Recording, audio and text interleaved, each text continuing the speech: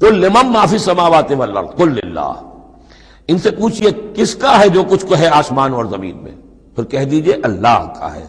کتب علی نفسہ الرحمہ، اور یہ اصل میں کہنا کس اعتبار سے ہے کہ مشرکین مکہ بھی یہ مانتے تھے مالک اور خالق اللہ ہے۔ ہمارے معبودوں کا مسئلہ تو یہ ہے کہ ہؤلاء شفعاؤنا عند اللہ، یہ ہماری شفاعت کریں گے اللہ کے پاس۔ وہ یہ تو نہیں کہتے تھے کہ لات اور منات اور عزا نے اور ہبل نے دنیا پیدا کی ہے، ایسے قودن نہیں تھے، وہ کہتے تھے اللہ نے پیدا کیا۔ وَلَئِن سَأَلْتَهُم مَّنْ خَلَقَ السَّمَاوَاتِ وَالْأَرْضَ لَيَقُولُنَّ اللَّهُ، اے نبی آپ ان سے پوچھیں گے آسمان و زمین کس نے بنائے، کہیں گے اللہ نے بنائے۔ تو وہ کوئی کائنات کی تخلیق میں اس کے مالک ہونے میں شرک نہیں کرتے تھے۔ شرک ان کا کیا تھا، یہ بڑے چہیتے ہیں، لاڈلے ہیں، اونچے مقام ہے، یہ ہمیں چھڑوا لیں گے، یہ شرک تھا۔ کتب علی نفسہ الرحمہ، اس نے اپنے اوپر رحمت کو لازم کر لیا ہے، یہ کتبہ اللہ نے لکھ لیا ہے، علی نفسہ ہی، اپنے اوپر، یعنی یہ لزوم اللہ اپنے اوپر کوئی شے لازم کر لے، ہم کوئی شے اللہ پر خود لازم قرار نہیں دے سکتے۔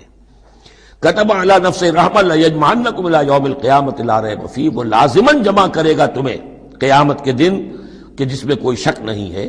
والذین خسروا انفسہم فہم لا یؤمنون، تو جو لوگ اپنے آپ کو خسارے میں ڈالنے کا فیصلہ کر چکے ہیں وہ ایمان نہیں لائیں گے۔ یہاں ایک نقطہ ہے، ذرا غور کرنے کی بات ہے کہ یہ رحمت کا اظہار کیسے ہوا۔ کتب علی نفس الرحمہ لیجمعنکم الی یوم القیامہ، قیامت کے دن تو مار پڑے گی، سزا پڑے گی، سختیاں ہوں گی۔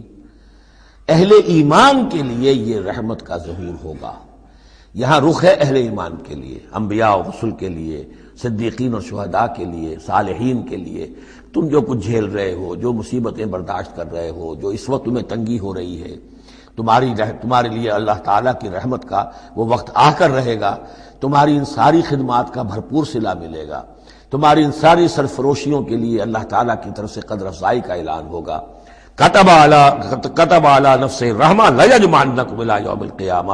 کبھی تمہیں یہ خیال نہ آئے کہ ہم تو سب کچھ یہاں پر اپنا لٹا بھی بیٹھے اللہ کے لیے، پتہ نہیں وہ دن آئے گا بھی کہ نہیں، پتہ نہیں کوئی ملاقات ہونی بھی ہے کہ نہیں، پتہ نہیں یہ سب کچھ جو ہے واقعی حق ہے یا نہیں کہ جمع ہونا ہے اللہ کے ہاں اور جزا و سزا ہونی ہے۔ تو ان وسوسوں کو اپنے دل سے، اپنے دماغ سے دور کرو۔